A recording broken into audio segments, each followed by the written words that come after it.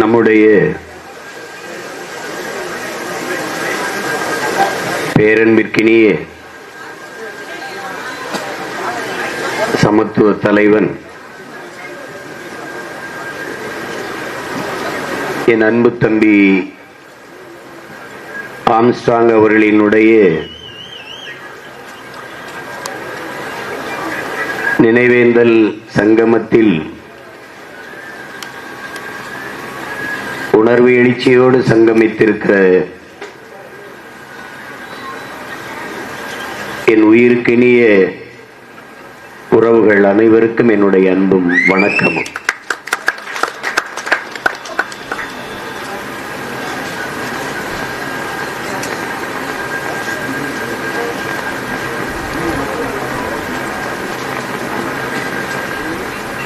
ஈழப்படுகொலை நடந்து கொண்டிருந்த காலகட்டத்தில் தொடர்ச்சியாக அதற்காக போராடி பல முறை சிறைப்படுத்தப்பட்டு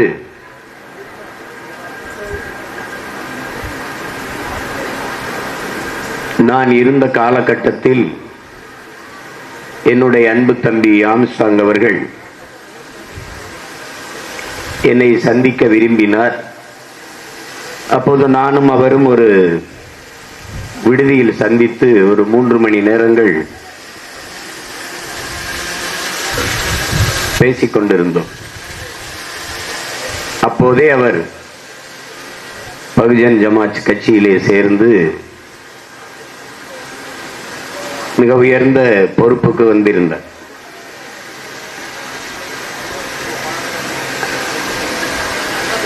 அப்ப எனக்கெல்லாம் ஒரு அந்த நேரத்தில் இருந்த வருத்தத்தை தம்பியிடத்திலே பகிர்ந்து கொண்டேன். நான் காங்கிரஸ் குடும்பத்தில் இருந்து அந்த பின்னணியிலிருந்து வளர்ந்து வந்திருந்தாலும் பிறகு திராவிட இயக்கங்களின் மீது பற்றுக்கொண்டு அதிலே பயணித்திருந்தாலும் கண்முன்னே நம் இனச்சாவு இதை நிகழ்த்தியவர்கள் நடத்தியவர்கள் எல்லாம் யார் என்று தெரிந்த பிறகு இந்தியம் திராவிடம் இந்த பற்றுகள் எல்லாம் தகர்ந்து விழுந்து விட்டது.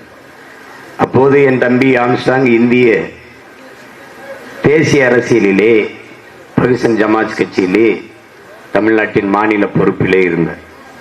2 நீண்ட நேரம் அது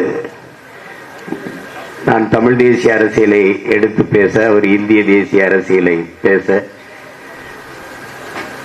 இருவரும் அதே அன்போடு அவரவர் நிலைப்பாட்டோடு ஒரே இலக்கை நோக்கி பயணிக்க தொடங்கினோம். ஒன்றை என்னிடம் இளைய என் தம்பி தங்கைகளுக்கு நான் பதிவு செய்ய விரும்புகிறேன். ஒரு இளைஞன், அதுவும் மிக கீழ்நிலையிலிருந்து வளர்ந்து வருகிற ஒரு இளைஞன் தான் சிறப்பாக வாழ வேண்டும்,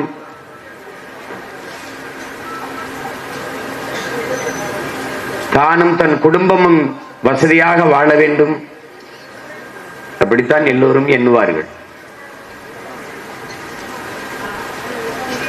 ஆனால் என்னுடைய தம்பி ஆம்ஸ்ட்ராங் அவர்கள் தான் கல்வி கற்று உயர்ந்த நிலைக்கு வந்தது போல தான் சார்ந்த சமூகத்தில் இருக்கிற ஒவ்வொரு மகனும் ஒவ்வொரு பிள்ளையும் வர வேண்டும் என்று எண்ணிய ஒரு மகத்தான தலைவன் ஆம்ஸ்ட்ராங் அவர்கள். இதைத்தான் மார்க்ஸ் நமக்கு சொல்கிறார். ஒரு மனிதன் தானும் தன் குடும்பமும் வாழ வேண்டும் என்று உழைப்பானேயானால் அவன் மனிதனாகிறான். தானும் தன் குடும்பமும் வாழ்வது போல தான் பிறந்த பெருமை மிக்க சமூகமும் வாழ வேண்டும் என்று உழைப்பானேயானால் அவன் மாமனிதனாகிறான் என்று சொல்கிறார். அப்படி மாமனிதனான ஒருவரை பற்றித்தான், அவருடைய நினைவலைகளை பற்றித்தான் நாம் அங்கே பகிர்ந்து கொண்டிருக்கிறோம். பாபா சாஹிப் அம்பேத்கர் அவர்கள் சென்னைக்கு வந்திருந்த போது, கன்னிமாரா விடுதியிலே தங்கியிருந்த போது ஊடகவியலாளர்கள் எல்லாம் போய், நீங்கள் உங்கள் மக்கள் மிகவும் ஏழ்மை வறுமையிலே வாடி வாழ்ந்து கொண்டிருக்கிற காலத்தில் நீங்கள் விலை உயர்ந்த ஆடை அணிந்திருக்கிறீர்கள், உயர்ந்த விடுதியிலே தங்கியிருக்கிறீர்கள், உயர்ந்த படுக்கையிலே படுத்து உறங்குகிறீர்கள், இது உங்களுக்கு ஏற்புடையதாக இருக்கிறதா என்று கேள்வியை எழுப்புகிறார். அதற்கு அண்ணல் தந்த மறுமொழி, ஆனால் அவர்களே கேட்கிறார்கள். காந்தியார் அவர்கள் ஒரு கோமணத்தை கட்டிக்கொண்டு தெருவிலே குப்பைகளை கூட்டிக் கொண்டிருக்கிறார், அவர் எளிமையாக இருக்கிறார், நீங்கள் இப்படி வசதியான உடை உடுத்தி இப்படி இருக்கிறீர்களே என்ற கேள்வி எழுப்பியதற்கு அண்ணல் அம்பேத்கர் அவர்கள் பதிவு செய்த செய்தி, என் மக்கள், நீங்கள் சொன்னது போல வறுமை ஏழ்மையில் சிக்கி வாடிக்கொண்டிருக்கிற என் மக்கள் கல்வி கற்று மேம்பட்டு கலாச்சாரத்தில் பண்பாட்டில் உயர்ந்து என்னை போல வாழ வேண்டும் என்பதற்கு முன்மாதிரியாக நான் இருக்கிறேன். அதற்கு ஒரு ரோல் மாடலாக, முன்னத்தியராக, முன்மாதிரியாக நான் வாழ்ந்து காட்டிக் கொண்டிருக்கிறேன். ஆனால் காந்தியார் அவர்கள் என் தெருக்களிலே போய் என் மக்களிடத்திலே கோமணத்தை கட்டிக்கொண்டு தெருவை கூட்டிக் கொண்டு இது உயர்ந்த பணி, சிறந்த பணி, இந்த வேலையை செய்வது இறைவனுக்கு செய்கிற பணி, இதையே செய்யுங்கள் என்று வலியுறுத்தி கொண்டிருக்கிறார். நான் உளவியல் நீர்முயர்வை என் மக்களுக்கு போதித்துக் கொண்டிருக்கிறேன், அவர் உளவியல் அடிமை சிந்தனையை விதைத்துக் கொண்டிருக்கிறார் என்று அண்ணல் அம்பேத்கர் அவர்கள் அந்த செய்தியாளர்களுக்கு பதிலளித்திருந்தார். அண்ணல் அம்பேத்கர் கொண்டிருந்த கோட்பாட்டை எப்படி புரட்சியாளர் ஒரு ரோல் மாடலாக, முன்னத்தியராக தன் சமூக மக்களுக்கு வாழ்ந்து காட்டி தன்னை போல எல்லோரும் கல்வியறி பெற்று மேம்பட வேண்டும் என்று பாடுபட்டாரோ அதனுடைய வழித்தோன்றலாக வாழ்ந்தவன் என்னுடைய தம்பி ஆம்ஸ்ட்ராங் அவர்கள்.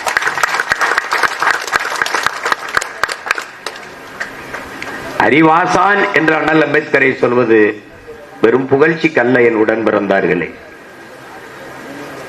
ஆஸ்திரேலிய நாட்டிலே அந்த நாட்டினுடைய பிரதம அமைச்சர் உலகத்தின் தலை சிறந்த கல்வியாளர் சிலையை திறக்கப் போகிறோம் என்பது செய்தி. அவர்கள் எல்லாம் வாகனத்தில் போய்க் கொண்டிருக்கிறார்கள். உலகமே அவளோடு எதிர்பார்த்து கொண்டிருக்கிறது. நாம் எல்லோரும் தான். அங்கே போய் ஒரு அரங்கத்திலே ஒரு சிவப்பு பட்டு துணி போர்த்தி ஒரு சிலை மூடி வைக்கப்பட்டிருந்தது. அந்த சிலையை திறந்தார்கள். அங்கே அண்ணல் அம்பேத்கருடைய சிலை, மார்பளவு சிலை, உலகத்திலே ஆகச் சிறந்த கல்வியாளன் சிலை என்று ஆஸ்திரேலிய நாட்டிலே திறந்திருந்தார். ஒரு மனிதன் தன் வாழ்நாளிலே 10,000 புத்தகங்கள் படித்திருக்க வேண்டும், 10,000 மைல்கள் பயணம் செய்திருக்க வேண்டும். இது சீன பொன்மொழி. ஐயா இறையன்பு எழுதிய 10,000 மைல் பயணத்திலே அதை குறிப்பிட்டிருப்பார். ஆனால் ஒரு மனிதன் 64,000 புத்தகங்கள் தன் வாழ்நாளில் படித்தார் என்றால் அது அண்ணல் அம்பேத்கர், அறிவாசன் அண்ணல் அம்பேத்கர் மட்டும்தான். படுக்கிற இடம் கூட தான் படிக்கிற இடத்திற்கு அருகிலே இருக்க வேண்டும் என்று நூலகம் இருக்கிற இடத்திற்கு பக்கத்திலே அறை எடுத்து தங்கிய மகத்தான மேதை நம்முடைய அம்பேத்கர் அவர்கள்.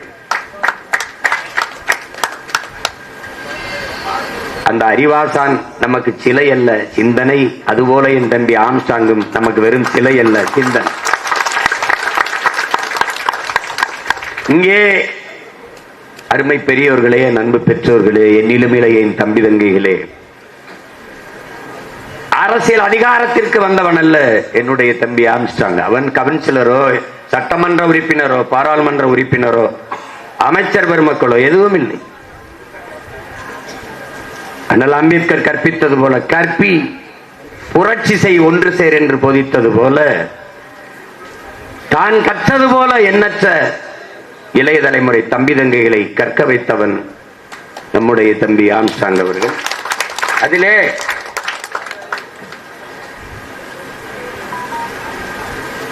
அதிகாரத்தில் இருந்தவர்கள் எல்லாம் செய்ய தவறிய ஒன்றை, கல்வி மறுக்கப்பட்ட சமூகத்தில் இருக்கிற தமிழ் குடிகளில் எவ்வழி செல்வதென்று தட்டுக்கட்டு தவித்து நின்ற தம்பி தங்கைகளை தேடி பிடித்து தான் படித்தது போலவே பல ஆயிரம் பேரை சட்டம் படிக்க வைத்த ஒரு கல்வி வள்ளல் தம்பி ஆம்ஸ்ட்ராங் என்பதில் எவருக்கும் மாற்று கருத்து இருக்க முடியாது.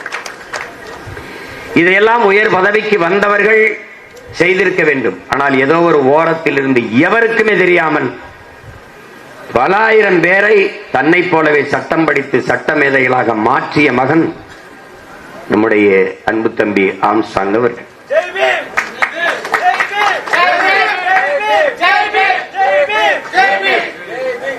இதையெல்லாம் அவர் விதைத்த விதை, பிடல் காஸ்ட்ரோ சொல்வது போல, விதைத்தவன் உறங்கினாலும் விதை உறங்காது என்பது போல, விதைத்தவன் இன்று உறங்கி இருக்கலாம், ஆனால் அவன் விதைத்த விதைகள் பலாயிரக்கணக்கில் நீங்கள் முளைத்து நிற்கிறீர்கள்.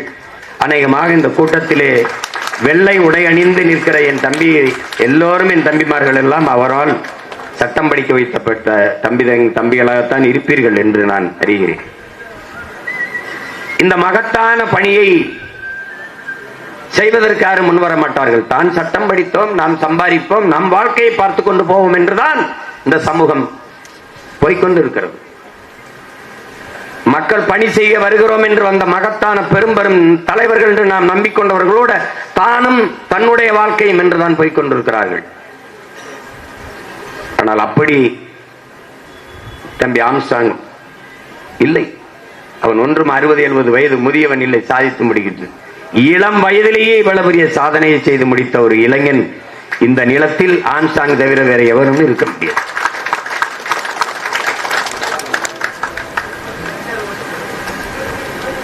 வண்டியிலே வரும்போது, வன்னூர்திலிருந்து இறங்கி வரும்போது என்னிடத்தில் ஓராண்டு ஓடிவிட்டது அதற்குள்ளே என்று இங்கே சொன்னவர் கூட சொன்னார்கள். தம்பியினுடைய உடல் கிடத்தியிருந்த இடத்தில் நான் வந்து பார்க்கும்போது மிகுந்த மன வலியை அடைந்தேன். இந்த நாட்டில் இத்தனை லட்சக்கணக்கான மக்களால் நேசிக்கப்படக்கூடிய ஒரு தலைவனுக்கு பாதுகாப்பில்லை, தன் வீட்டு வாசலிலேயே வெட்டி கொன்றுவிட முடியும் என்கிற நிலை இருக்குமானால் இது எப்படிப்பட்ட சமூகம், எப்படிப்பட்ட நாடு? சாதாரண குடிகளுக்கு என்ன பாதுகாப்பு இருக்கும் என்கிற கேள்வி எல்லோருக்கும் எழும். கொன்று விட்டார்கள். தம்பி இன்று நம்மோடு இல்லை, உயிரோடு இல்லை, அது உண்மை. ஆனால் யார் கொன்றார்கள், எதற்காக கொண்டார்கள், எவ்வளவு நாள் திட்டமிட்டுக் கொண்டார்கள், எந்த நடவடிக்கையும் இல்லை. இந்த கேள்வி ஒவ்வொரு மகனுக்கும் எழ வேண்டும். கைது செய்தார்கள், இவர்கள் தான் கொலை செய்திருப்பார்கள் என்று. கைது செய்தவர்களை நீங்கள் கவனிங்கள். கிழக்கு கடற்கரை சாலையில் ஒருவர் திராவிட முன்னேற்ற கழக கட்சி கொடியை கட்டி ஒரு மகிழ்வுந்திலே போயிடுறார்கள் 4-5 இளைஞர். அப்போது முன்னாடி போன பெண்கள் போய்கொண்டிருந்த மகிழ்வுந்திலே போய் தகராறு செய்தது ஒரு பிரச்சனை ஆகிறது. அதை யாரோ எடுத்து போட்டு திரும்ப திரும்ப பேசு பொருளான பிறகு அந்த வண்டியிலே பயணித்த இளைஞர்களை பிடித்து காவல்துறை வண்டியிலே வச்சு பேச விடுகிறார்கள். நாங்கள் அதிமுககாரர்கள், நாங்கள் இந்த டோல், இந்த சுங்கச்சாவடியில் விசாரணைக்கு பயந்து, அதுக்கு பயந்து இந்த திமுக கொடியை கட்டி கொண்டு போனோம் என்று பேச விடுகிறார்கள். உடனடியாக அவனை வாக்குமூலம், அவனே பேச விடுகிற இந்த அதிகாரங்கள் ஆம்ஸ்ட்ராங் கொலையாளிகள் என்று கைது செய்யப்பட்டவர்களுடைய வாக்குமூலம் எங்க? நீங்கள் எல்லாம் யார்? எதற்காக ஆம்ஸ்ட்ராங் என்கிற ஒரு தலைவனை கொள்ள வேண்டிய தேவை உங்களுக்கு வந்தது? காரணம் என்ன? யாருடைய மூளையில் உதித்த சிந்தனை ஆம்ஸ்ட்ராங்கை கொலை செய்ய வேண்டும் என்று? அது ஓராண்டாக இங்கு இருக்கிற எவருக்கும் தெரியவில்லை. தமிழ் சமூகம் எல்லோருடைய கேள்வியும் அதுதான். யார் முதலாக இவரை கொள்ள வேண்டும் என்று சிந்தித்தவன் எவன்? காரணம் என்ன?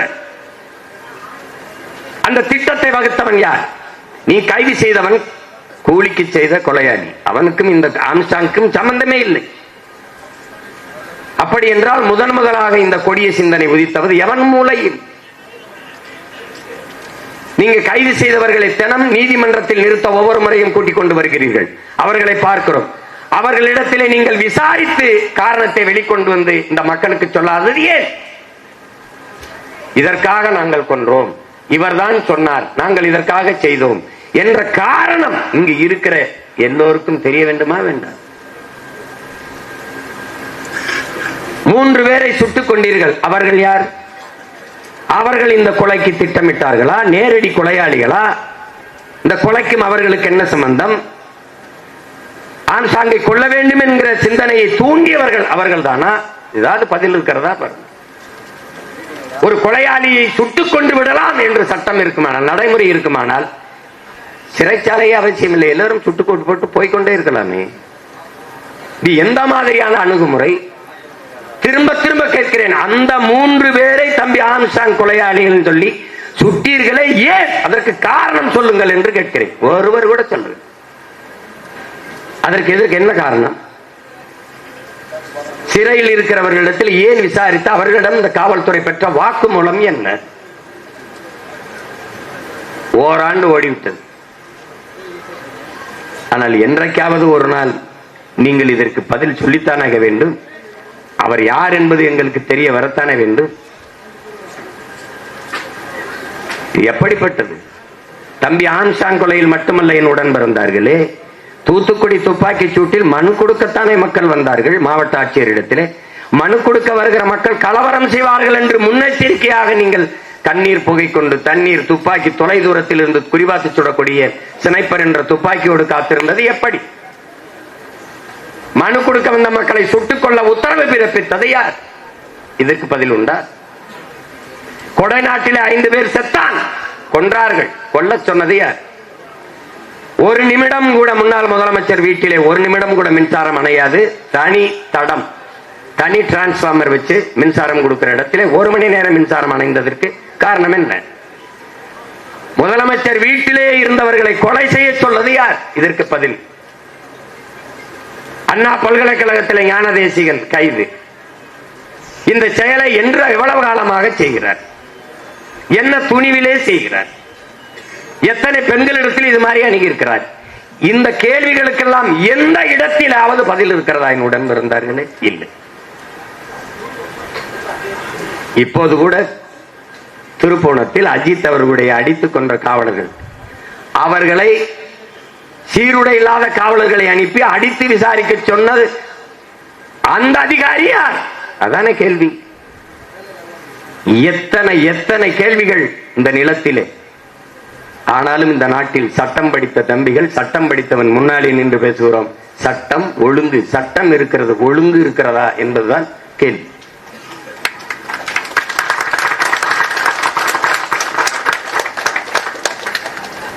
அடிமை சமூகத்தின் விடுதலைக்கு என் அன்பு மக்களே, வறுமையில் இருக்கிற ஒரு வீட்டை ஒரே ஒரு மகன் உழைத்தந்த வீட்டின் வறுமையை போக்க முடியாது. அது மாதிரி அடிமைப்பட்டு கிடக்கிற ஒரு நாட்டை ஒரே ஒரு மகன் போராடி விடுதலை செய்ய முடியாது. ஒரு ஆம்ஸ்ட்ராங் நமக்கு பத்தாது. இனி ஒவ்வொருவனும் ஆம்ஸ்ட்ராங்காக மாறுவதை தவிர நமக்கு வழி கிடையாது.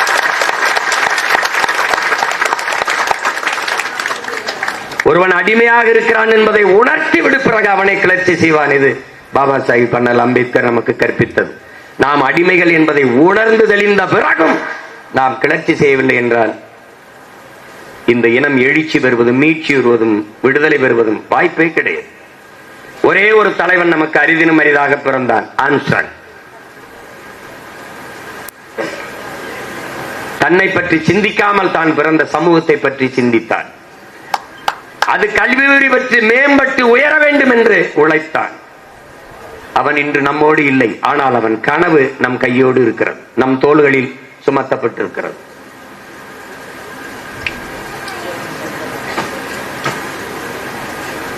அவனால் உருவாக்கப்பட்ட தம்பி தங்கைகளே, தூர இருந்து அவனை நேசித்து வாசித்து சுவாசித்துக் கொண்டிருந்த உடன் பிறந்தார்கள். என் போன்ற அண்ணன்களும் உங்களோடு இணைந்து நாங்கள் நிற்கிறோம் என்பதை நீங்கள் நினைவில் வைத்துக் கொள்ள வேண்டும். அவர் ஒரு அரசியல் இயக்கம் அதிலே சார்ந்திருந்தார். நான் ஒரு அரசியல் இயக்கத்தை தொடங்கி நடத்தி கொண்டிருந்தேன். நோக்கம் ஒன்றுதான். என் உடன் பிறந்தார்களே, அடிமை தேசிய இனத்தின் உரிமை, விடுதலை, அதன் பாதுகாப்பான நல்வாழ்வு. இதை தவிர வேற ஒன்றும் இல்லை. ஒரே இலக்கை நோக்கி பாய்ந்த இருவரும் நதிகள், நானும் என் தம்பி ஆம்ஸ்ட்ராங் அவர்களும். அப்படித்தான் இங்கே இருக்கிற என்னுடைய அண்ணன் ஆதித்தமிழர் விடுதலை இயக்கத்தினுடைய தலைவர் வினோத் அவர்களும். 2016ஆம் ஆண்டு ஆட்சியின் செயல்பாட்டு வரைவிலே ஆதித்தமிழர் விடுதலை இல்லாது மீதி தமிழர் விடுதலை வெல்லாது என்கிற முழக்கத்தை முன்வைத்த மகன் உங்கள் உடன் பிறந்தவன் என்கிற திமிரிலே சொல்கிறேன். உடல் எவ்வளவு வேண்டுமானாலும் உறுதியாக இருக்கலாம், ஆனால் கால் உறுதியாக இல்லை என்றால் ஒன்றும் செய்ய முடியாது.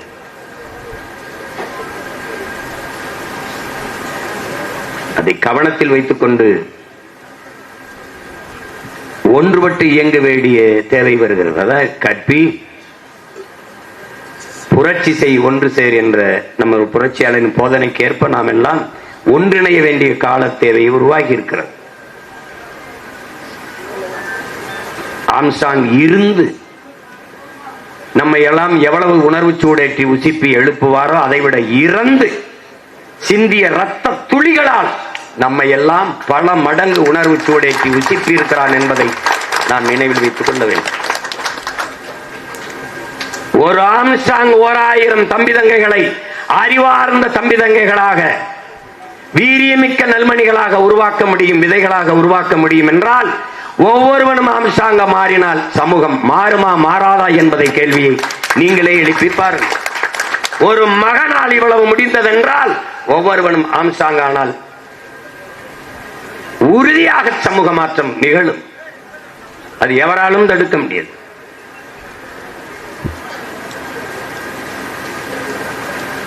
இழந்துவிட்ட உரிமைகளை பிச்சை கேட்டு பெற முடியாது, போராடித்தான் பெற்றாக வேண்டும் என்கிறார் பாபா சாஹிப் அண்ணல் அம்பேத்கர் அவர்கள்.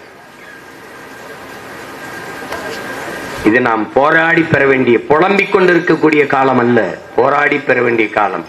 தம்பியை இழந்திருக்கிறோம், அந்த இடத்தில் அதற்கான நீதியை போராடி பெற வேண்டிய நிர்பந்தத்தில் நாம் நிற்கிறோம் என்பதை புரிந்து கொள்ள வேண்டும்.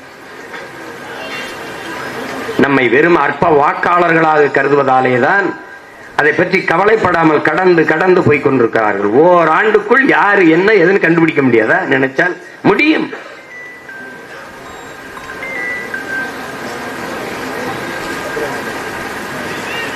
நான் கூட கேட்டேன், நீங்க எப்படி இந்த ஆம்ஸ்ட்ராங் இதை இவ்வளவு கவனக்குறைவா விட்டீர்கள் என்று. காவல்துறையில் சொல்கிறார், நாங்கள் 2 முறை எச்சரித்தோம் என்கிறார். உங்கள் உயிருக்கு ஆபத்து இருக்கிறது, அதாவது த்ரெட்டன் இருக்கிறது என்று எச்சரித்தோம். எச்சரிப்பது காவல்துறையின் வேலை இல்லை, பாதுகாப்பதுதான் காவல்துறையின் வேலை. எச்சரிப்பது என்னுடைய தம்பியில் கூட தான் என்னை சொல்வார்கள், அண்ணா பாதுகாப்பாருங்கண்ணா, அண்ணா பத்திரம்னா, நீங்க கவனம் என்ன. அது காவல்துறையின் வேலை அல்ல. எச்சரிப்பது காவல்துறையின் வேலை இல்ல, பாதுகாப்பது தான். எப்படி இருக்கிறது? 2 முறை நாங்கள் எச்சரித்தோம், அவர் கவனம் இல்லாமல் இருந்து விட்டார்கள். இது எப்படி? எவ்வளவு பொறுப்பற்ற பதில். சாதாரண வலையொலியில் யூடியூப்ல பேசுறான்ல, அவனுக்கெல்லாம் 2 போலீஸ் ப்ரொடெக்ஷன் கொடுத்திருக்கு இந்த நாடு. யாருன்னு நான் சொல்ல வேண்டியதில்லை உங்களுக்கு. இந்த சமூக மாற்றத்திற்கு நின்ற மகத்தான ஒரு இளைஞனை பாதுகாக்க இந்த நாடு தவறிட்டது. பதர்களை பத்திரப்படுத்தி விட்டு வீரியமிக்க நெல்மணியை தொலைத்து விட்டார்கள் இவர்கள். கொடுமை. பேப்பர் மில் இந்த அந்த ஆலை இருக்கிற அந்த சாலைக்கு தம்பி பெயரை வைக்க சொல்லி வலியுறுத்தினேன் என்று. இன்று கோரிக்கை வைக்கிற இடத்திலே இருக்கிறோம், நாளை நிறைவேற்றுகிற இடத்திற்கு வருவோம், அவ்வளவுதான். எப்போதுமே என் உடன் பிறந்தார்களே, மக்களின் பிரச்சனைகளை, மக்களின் கோரிக்கைகளை அரசு கையில் எடுக்கவில்லை என்றால், கவனம் எடுக்கவில்லை என்றால், அதிகாரத்தை அரசை கையில் எடுப்பதை தவிர மக்களுக்கு வேற வழி இல்லை. இதைத்தான் அண்ணல் அம்பேத்கர் அதிகாரம் மிக வலிமையானது என்று போதிக்கிறார். அவரை வாசித்து நேசித்து அவர் வழித்தோன்றலாக வருகிற நான், அதிகாரம் மிக வலிமையானது, அதை அடைந்து விட்டால் அனைத்தும் எளிமையானது என்பதை பின் சேர்த்தேன். அதிகாரம் மிக வலிமையானது என்றார் அண்ணல் அம்பேத்கர். அந்த அதிகாரம் எம் மக்களுக்கானது என்பதை பின் சேர்த்து முழக்கத்தை முன்வைத்தேன். அனைத்து துன்பப்பூட்டுகளுக்குமான சாவி ஆட்சி அதிகாரம் மட்டுமே என்கிற அதேதான் என் அன்பு தம்பி ஆம்ஸ்ட்ராங் வலியுறுத்துறான். நமக்கு 2 இலக்க ஆட்சி அதிகாரம் தான்.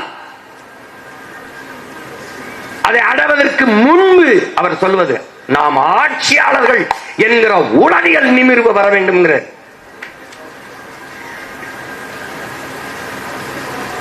அந்த உளவியல் நிமிர்வில் நிமிர்ந்த மகன் தம்பி ஆம்ஸ்ட்ராங் அவர்கள்.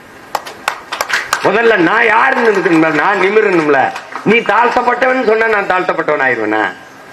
உன் வார்த்தையே பார், நான் தாழ்ந்தவன் அல்ல, தாழ்த்தப்பட்டவன். யாரால், எவனால், எப்போது? இந்த கேள்வி எழுதா இல்லையா? நான் தாழ்ந்தவன் அல்ல. நான் தமிழன், ஆதி தமிழன். எங்களுடைய புரட்சி பாவலர் சொல்கிறார், தமிழன் பெருமைக்குரியவன். காரணம், தமிழ் பெருங்குடியில் பிறந்ததனாலேயே தமிழன் பெருமைக்குரியவன். நான் ஏண்டா தாண்டவன்? உலகத்திற்கு அறிவியல், அரசியல், நாகரிகம், பண்பாடு, கலை, இலக்கியம் எல்லாவற்றையும் கற்றுக் கொடுத்தவன். உலக பொதுமறை தந்த எங்கள் பாட்டன் வள்ளுவ பெருமகனாரே ஆதி பறையன்தான் என்பது நீ அப்படித்தானே சொல்ற? கடவுளை கடன் கொடுத்து இறைவனை வழிபடுகிற இறைவனை இரவல் கொடுத்த இனத்தின் பிள்ளைகள் நாம். அந்த திமிரும் பெருமிதமும் வராத வரை நமக்கு நிமிர்வில்லை. நம்முடைய தாத்தா ரெட்டமலை சீனிவாசனை விட கல்வியாளன் வேணுமா தமிழ்நாட்டிலே? பிறப்பின் அடிப்படையிலே பேதம் பாராட்டுகிற இந்த வர்ணாசிரம கோட்பாடுகளுக்கு எதிராக ஒரு மாற்று கோட்பாட்டை உருவாக்கிக் கொள்ளாத வரை உனக்கு விடுதலை இல்லை. எந்த சொல் உன் மீது இழி சொல் என்று சுமத்தப்படுகிறதோ அந்த சொல்லை எழுச்சி சொல்லாக மாற்றாத வரை உனக்கு விடுதலை இல்லை. அப்ப என்ன செய்யலாம்? இங்கே யார் பறையன் என்று கேட்டால் நான் தான் என்று நிமிரடா. அதான்டா எழுச்சி.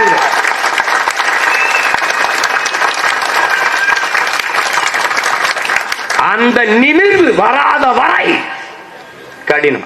இந்த கூட்டத்திலே அந்த துணிவோடும் தெளிவோடும் நிமிர்ந்த ஒருவன் தான் இன்று சிலையாக நிமிர்ந்து நிற்கிற என் உயிர் தம்பி ஆம்ஸ்ட்ராங் என்பதை அறிவார்ந்த தமிழ் சமூகத்தின் தம்பி தங்கைகள் புரிந்து கொள்ள வேண்டும். அவன் கையை உயர்த்தினதே அண்ணனும் தம்பியும் ஒரே மாதிரி கையை உயர்த்தி நிற்கிறார்.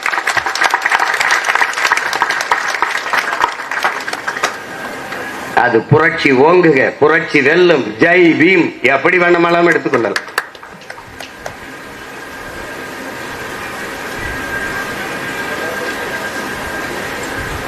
எப்படி பார்த்தாலும் இந்த இழப்பை நம்மால் ஈடுகட்ட முடியாது.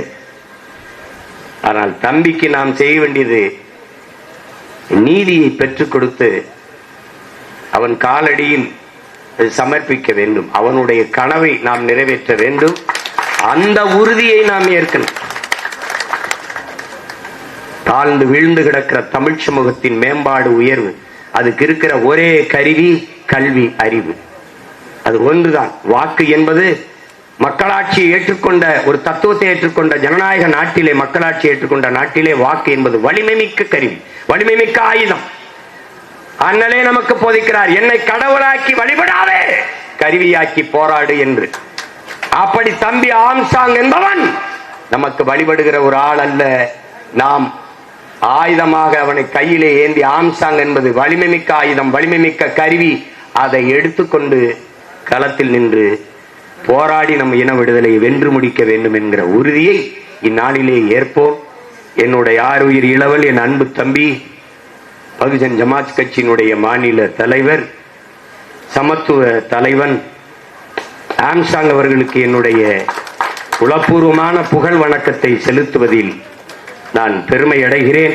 அவனுடைய கனவு நம் கைகளில் இருக்கிறது. அதை நிறைவேற்றும் வரை சற்றும் தளர்ச்சியின்றி தொடர்ந்து போராடுவோம். உங்களோடு உங்கள் உடன்பிறந்தான் இணைந்து நிற்பேன் என்கிற உறுதியை இந்நாளிலே தருகிறேன். புதிதாக தொடங்கப்பட்ட தமிழ்நாடு பகுஜன் ஜமாத் கட்சிக்கு என்னுடைய அன்பும் வாழ்த்துக்களும். தம்பி விட்டு சென்ற கனவை அவருடைய இணையால் பொற்கொடி அம்மையார் அவர்கள் நிறைவேற்றுவார்கள் என்று நான் நம்பி அவர்களுக்கு என் இதயபூர்வமான வாழ்த்துக்களை தெரிவிக்கிறேன். தமிழ் மாநில பகுஜன் ஜமாத் கட்சியினுடைய தலைவராக தம்பியினுடைய உயிர் துணையால் பொற்கொடி அம்மையார் அவர்கள் பொறுப்பேற்றிருக்கிறார்கள். அவர்களுக்கு என்னுடைய புரட்சிகரமான வாழ்த்துக்கள். தம்பி விட்டு சென்ற பணியை நீங்கள் தொடர்ந்து சென்று அவனுடைய கனவை வென்று முடியுங்கள். அதற்கு நாங்கள் எல்லோரும் உங்களுக்கு உறுதுணையாக இருப்போம் என்கிற உறுதியை தருகிறேன். உங்கள் அனைவருக்கும் என் அன்பும் வணக்கமும், என் ஆருயிர் தம்பி ஆம்ஸ்ட்ராங்குக்கு என்னுடைய புகழ் வணக்கம். நாம் தமிழர். ஜெய் பீம்.